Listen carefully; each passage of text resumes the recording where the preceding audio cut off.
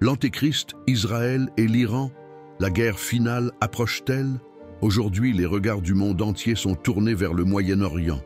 Israël et l'Iran, deux nations opposées par l'histoire, la foi et la politique, semblent se diriger inévitablement vers un affrontement d'une ampleur sans précédent. Les missiles s'envolent, les menaces s'intensifient et une question troublante commence à germer dans l'esprit de nombreux croyants. Assistons-nous aux prémices de la guerre finale annoncée par la Bible? Et surtout, cela prépare-t-il le terrain pour l'arrivée de l'Antéchrist? En tout cas, laissez un like et abonnez-vous.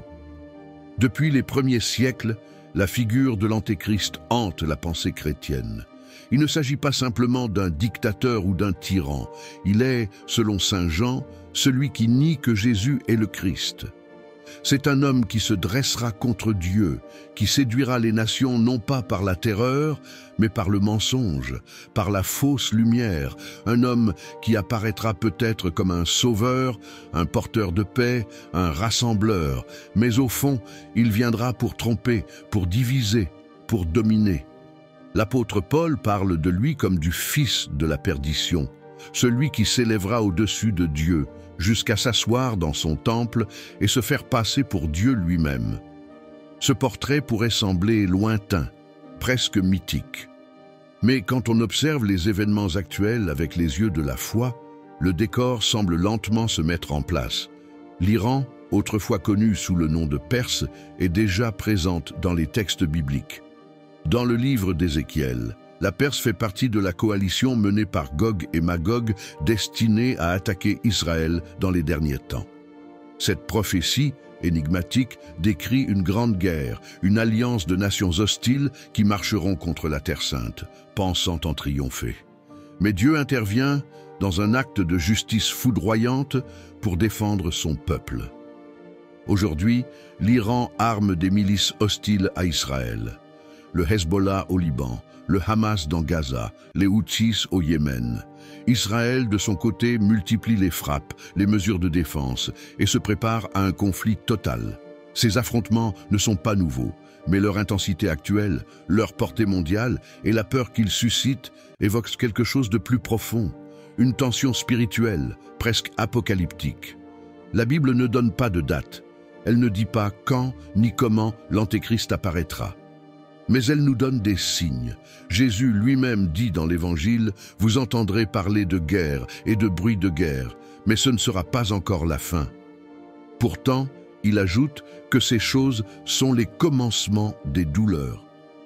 Dans ses lettres, saint Paul parle d'une grande apostasie, d'un rejet global de la vérité, d'un engourdissement spirituel.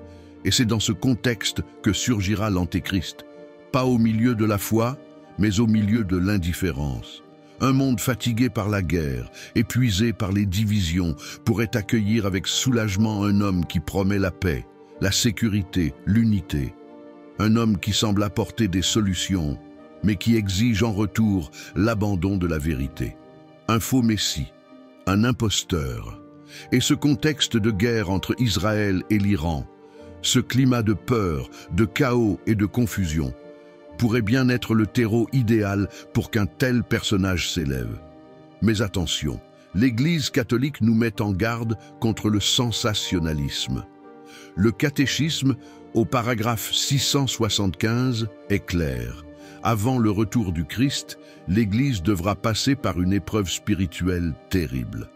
Ce ne sera pas une guerre extérieure uniquement, ce sera une épreuve de foi, une persécution intérieure, une tentation collective. L'apparition de l'Antéchrist sera une fausse solution, un mensonge glorieux.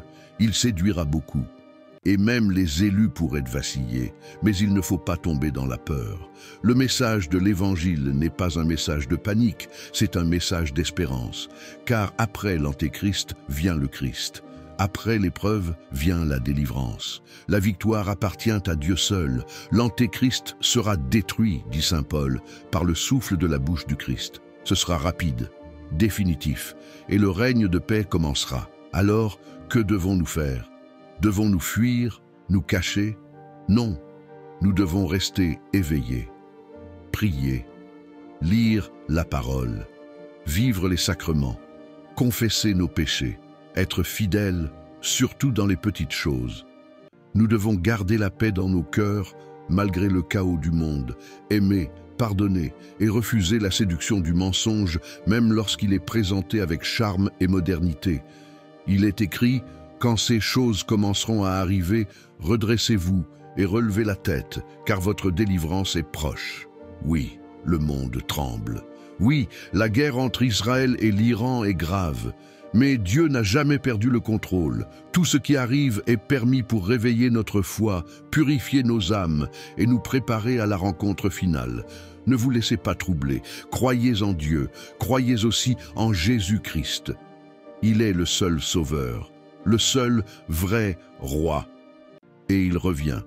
Abonnez-vous à cette chaîne si vous souhaitez continuer à explorer ces événements à la lumière de la foi catholique. Et surtout, prions ensemble pour la paix à Jérusalem, pour la conversion du monde et pour que chacun de nous soit trouvé fidèle au moment décisif.